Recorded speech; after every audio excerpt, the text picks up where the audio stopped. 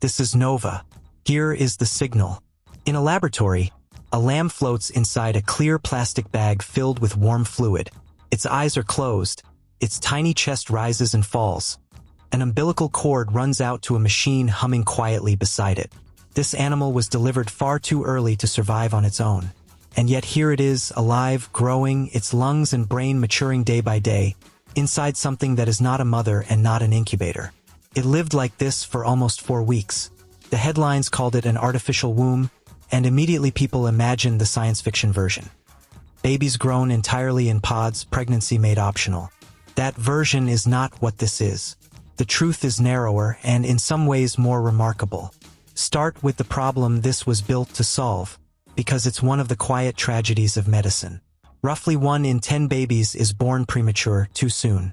And there is a brutal cliff in human development right around the edge of viability, near 22 to 24 weeks.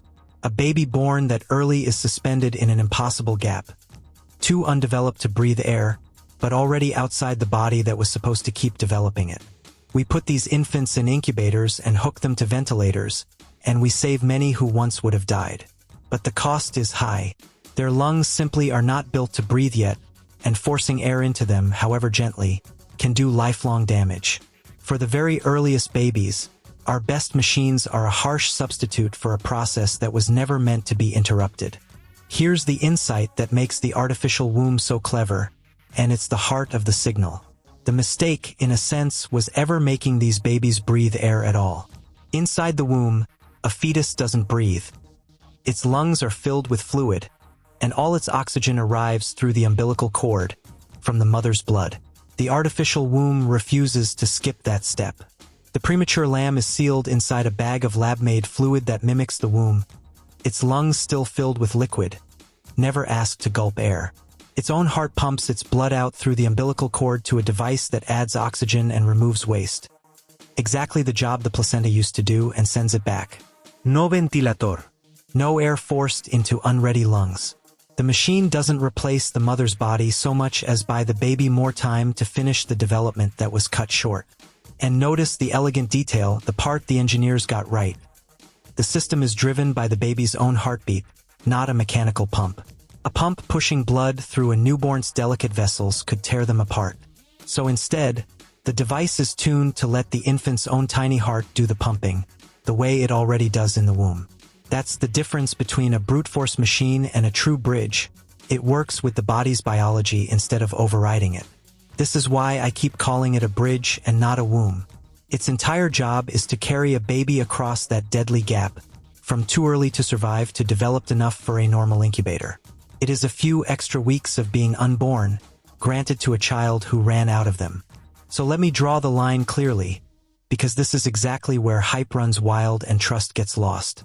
An artificial womb that supports a baby for the last stretch of development is a profoundly different thing from one that grows a human from conception. The science fiction dream, full ectogenesis, a child cultivated from a fertilized egg to birth entirely outside a body, is not what these systems do and not what's around the corner. Every one of these efforts starts with a fetus that has already developed for months inside a real mother, and aims only to continue that development for a few more weeks. The hardest, least understood parts of building a human, the earliest months, the intricate chemical conversation between mother and embryo, remain far beyond us.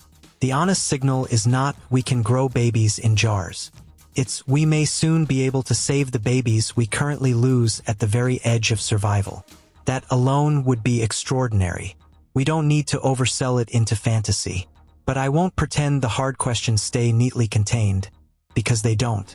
The moment this technology moves from lambs to human infants, and the first attempts in people are being seriously planned, it walks straight into territory we have no map for. How early is too early to place a human child in one of these? As the bridge gets better at supporting younger and younger infants, it quietly pushes against our very definition of when a separate life begins. There are wrenching consent questions the patient cannot speak, and deep uncertainty about whether a brain that develops in a bag, rather than in a body, develops in exactly the same way. These aren't reasons to stop. They're reasons to go slowly, with our eyes open. A technology this powerful tends to arrive faster than the rules for using it. And here's the longer shadow the signal casts. Even though full artificial gestation isn't close, every step towards supporting younger fetuses chips away at the line we've drawn around pregnancy and viability. Push that line back far enough over decades and you start raising questions our laws, our ethics, and our intuitions are simply not built to answer. About choice, about parenthood, about what we owe a life that can survive outside a body at a stage we used to think impossible. I'm not predicting the sci-fi pod. I'm telling you that a machine built for the gentlest possible reason, to save the most fragile babies we have, carries inside it a set of questions far larger than the nursery it was designed for. So here is the honest near future.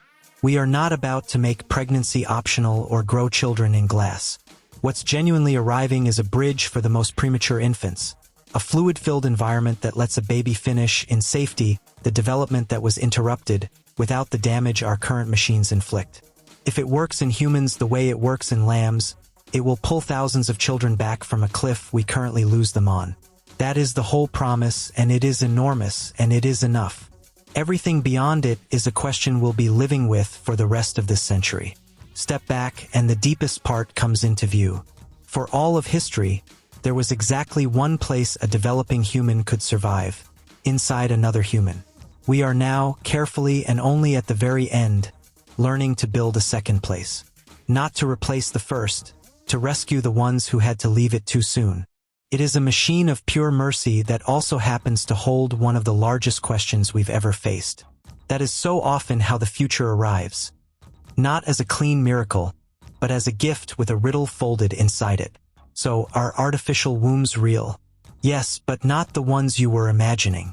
What's real is a bridge for the babies we currently can't save, and a set of questions about life's earliest edge that we'll be answering long after the first human is carried across. This was Nova. Subscribe to keep receiving the signal.